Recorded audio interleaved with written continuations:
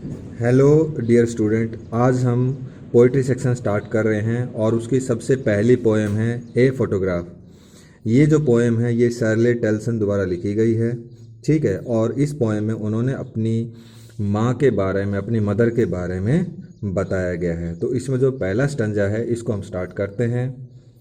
The cardboard showed me how it was when the two girls cousins went paddling, each one holding one of my mother's hand, and see the big girl some 12 years and so।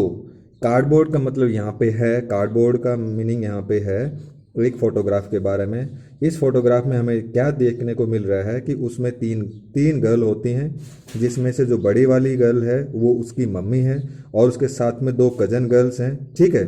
जो सबसे बड़ी वाली है वो 12 साल के आसपास में है, ठीक।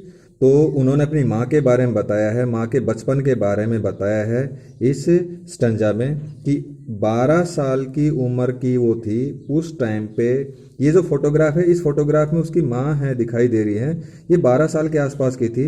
और इस फोटोग्राफ में उनके साथ में दो उनकी कजन जो सिस्टर होती हैं वो रहती हैं, ठीक है। और उन्होंने एक दूसरे का हाथ पकड़ा हुआ है और ये सीन है जो सी शोर के पास जो सी बीच होती है वहाँ का सीन है, ठीक है। पैडलिंग का मतलब होता है walking with the bare feets in shallow water, ठीक है। कि शैलो वाटर होता है, हल्का पानी होता है, उसमें छपाक छपाक करके जो बच्चे चलते हैं उस टाइम का है। तो वो चल रही हैं और उस टाइम पे एंजॉय कर रही हैं, ठीक। सेकंड स्टंजा स्टार्ट करते हैं। इसमें अभी क्या बताती हैं। All three stood still to smile through their hairs at the uncle with the camera. A sweet face, my mother's, that was before I was born. All the sea, which appears to have changed less, was their terribly transient feet. अब इन्होंने बताया गया है कि जो वो तीनों हैं, तो एक वहाँ पे एक अंकल हैं जो उनकी फ़ोटो ले रहे हैं, ठीक है। तो जब फ़ोटो लेते हैं तो वो जो तीनों की तीनों एक साथ खड़ी हो गई हैं, और लेकिन वो स्माइल कर रही हैं थ्रू देयर हेयर्स। अब थ्रू देयर हेयर्स का मतलब ये है कि वहाँ पे शीशोर पे हवा चल रही है, उसकी वजह से उनके जो बाल हैं वो उनके चेहरे पे आ गए हैं, और जैसे जैसे धीरे धीरे वो बाल उड़ रहे होते हैं तो उनका चेहरा दिखाई दे रहा उसमें। तो वो तीनों की तीनों स्माइल कर रही हैं और एकदम स्टिल खड़ी हो गई हैं कैमरे के सामने।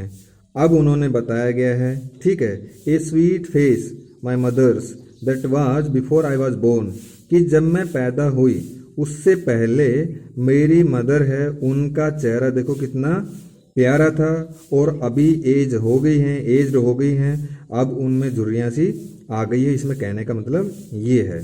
तो उन्होंने बताया है कि जब मैं पैदा हुई उससे पहले मेरी मदर है, उनका चेहरा देखो कितना प्यारा था। And the sea which appears to have change less, और देखो इस समुद्र को देखो, इस समुद्र को तो बिल्कुल ऐसा लग रहा है, ऐसा प्रतीत हो रहा है, ऐसा अपीयर हो रहा है कि ये तो बहुत ही कम चेंज हुआ है। अब इन्होंने सी में और इसकी मदर में कंपेयर किया गया है यहाँ पे कि सी तो देखो बहुत ही कम चेंज हुआ है, और लेकिन मेरी मदर देखो कितनी चेंज अभी हो गई हैं। Was there terrible transient feet. अब इन्होंने बताया कि जो सी है उन्होंने टेरिबल ट्रांजिएंट फीट। अब ट्रांजिएंट का मतलब होता है कि lasting only for a short time, और या कह सकते हैं इम्परमानेंट, मतलब क्षणभंगुर। टेरिबली मतलब बहुत ज़्यादा। अब यहाँ देखा गया है कि जो सी है उसको देखते हुए जो इंसान की जो लाइफ है वो तो बहुत ही बिल्कुल क्षणभंगुर है, ठीक है। और अब सी शोर पे वो गई हैं तो उन्होंने जो पैरों के निशान थे उनको सी ने वाश कर दिया है, धो दिया है, ख़त्म कर दिया है। तो ये फोटोग्राफ है, ये उस टाइम पे, अभी वो जमाने के टाइम पे वो अभी पैदा हो गई हैं, उसके बारे में जब डिस्कस करती हैं तब बता रही हैं वो, ठीक। थर्ड स्टैंजा स्टार्ट करते हैं अभी। सम 20-30 ईयर्स लेटर, और कुछ 20-30 साल बाद, she would laugh at the snapshot, कि वो अभी स्नैपशॉट मतलब फोटोग्राफ, कि उस फोटोग्राफ के ऊपर हंस रही हैं। क्या कह रही हैं वो, सी बैटी एंड डोली। अब उसकी मदर के साथ में जो कजन सिस्टर थी उनका नाम था, एक का नाम था बैटी और दूसरे का नाम है डोली, कि देखो बैटी और डोली को देखो, और वो क्या कह रही हैं, and look how they dress us for the beach, और अपने पेरेंट्स के बारे में बताती हैं कि देखो जब हम बीच पे घूमने गए थे तो उन्होंने हमें कैसी ड्रेस पहना रखी थी। The C holiday was her past, और मेरी माता जी के लिए तो जो सी हॉलीडे था वो उनका एक पास्ट था, वो इसका भूतकाल का समय था, एक बीता हुआ समय था। माइन इज हर लाफ्टर, लेकिन मेरे लिए वो जो बीता हुआ समय मेरी माता जी की हंसी थी, जो अभी दिखाई नहीं देती है। बचपन में देखो कितना खुश रहती थी, लेकिन अभी पारिवारिक रिस्पॉन्सिबिलिटीज आ गई हैं, उसकी वजह से देखो वो इतना खुश नहीं रह पाती है जितना वो बचपन में थी। तो इस बात का उनको दुख अभी हो रहा है पोइटेस को। Both wry with laboured ease of loss, अब दोनों को इस बात का दुख हो रहा है। ठीक है, क्या दुख हो रहा है कि उनकी माता जी के लिए तो उनका बचपन अभी चला गया है, और पोइटेस के लिए उनकी हंसी खुशी अभी चली गई है। राई मतलब होता है डिसअपॉइंटेड, वो भी डिसअपॉइंटेड हो रही है दोनों की दोनों। किस बात पे? With the laboured ease of loss, उन्होंने, लेबर्ड का मतलब होता है बहुत ज्यादा मेहनत करना, कि उन्होंने मेहनत करके अब तक जितना कुछ पाया था वो अभी बहुत ही लॉस हो गया है, आसानी से, इजीली मतलब आसानी से वो छूट गया है वो चीजें जिसका हमें पता भी नहीं चला। मतलब जो बचपन है वो कब आया और कब चला गया हमें पता भी नहीं चला।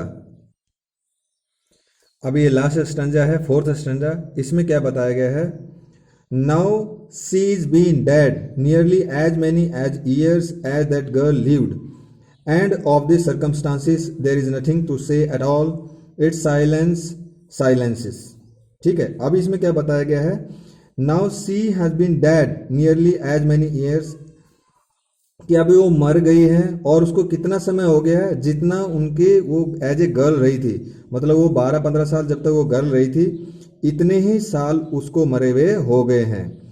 ठीक है, ये पोइटेस की मदर है, अभी वो मर गई हैं, उनके बारे में बताया गया है कि उनको मरे हुए उतना समय हो गया जितना वो एज ए गर्ल जिंदा रही थी। And of this circumstances there is nothing to say at all, और ये सर्कमस्टांसिस का मतलब होता है परिस्थितियां, कि अब परिस्थितियां कुछ ऐसी गुजर गई कि अभी मेरे पास कुछ भी कहने के लिए नहीं है, केवल साइलेंस और साइलेंस है।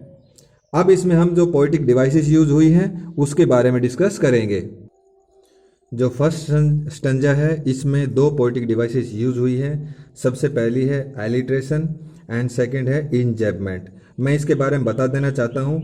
एलिट्रेशन तब यूज होता है जहाँ पे कंटिन्यूअस कॉन्सोनेंट साउंड आते हैं, ठीक है, और इंजैबमेंट वो होता है जिसमें पोएम में लाइन खत्म हो जाती है विदाउट पंक्चुएशन मार्क्स।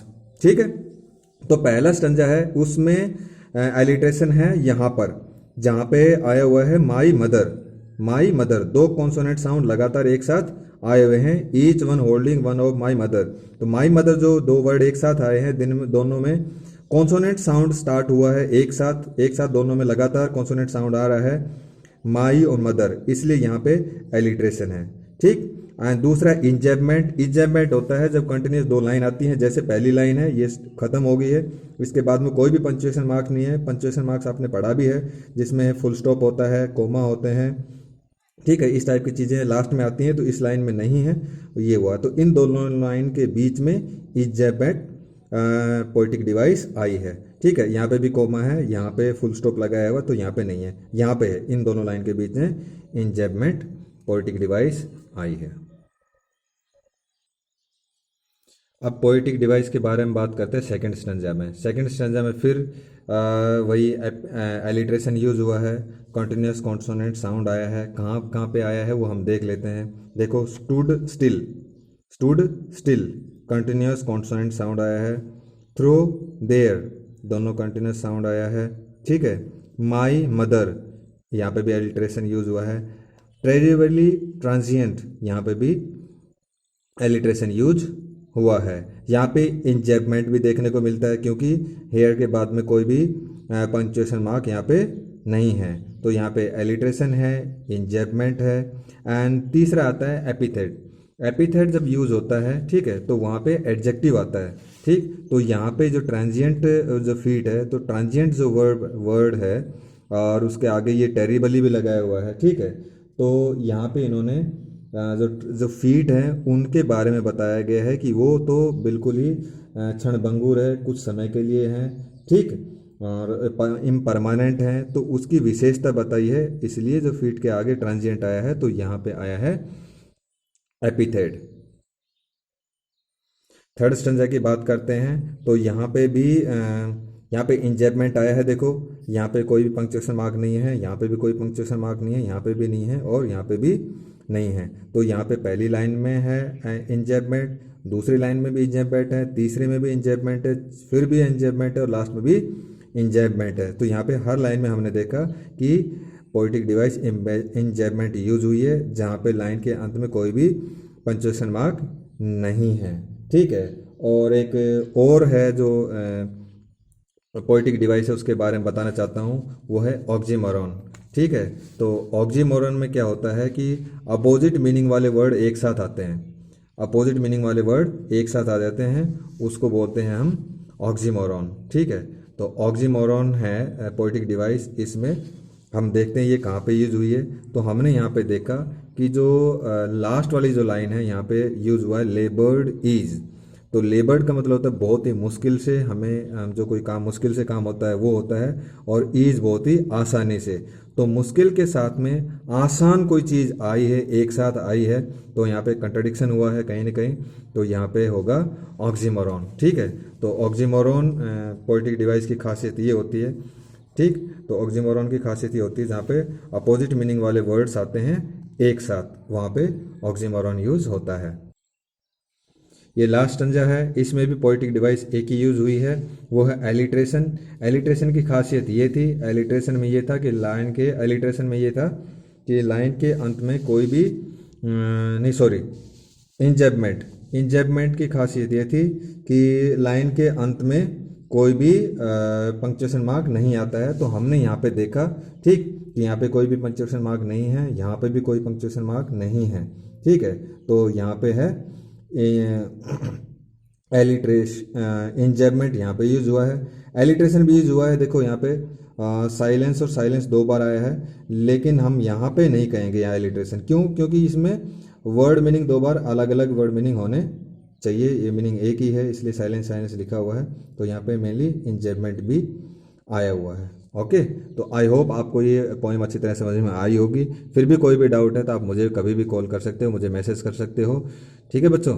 तो इसको आप अच्छी तरह से समझना, इसके वर्ड मीनिंग बहुत ही कम है, उनको याद करना। कलर आपको स्टार्टिंग पेज बनाना है इसका, और आज के लिए होमवर्क आपका यही है, इसको आपको अच्छी तरह से पढ़ना है और आपको वर्ड मीनिंग इसके लिखने हैं। कल जो नेक्स्ट वीडियो रहेगा उसमें मैं आपके इसके क्वेश्चन आंसर करवाऊंगा। Thank you.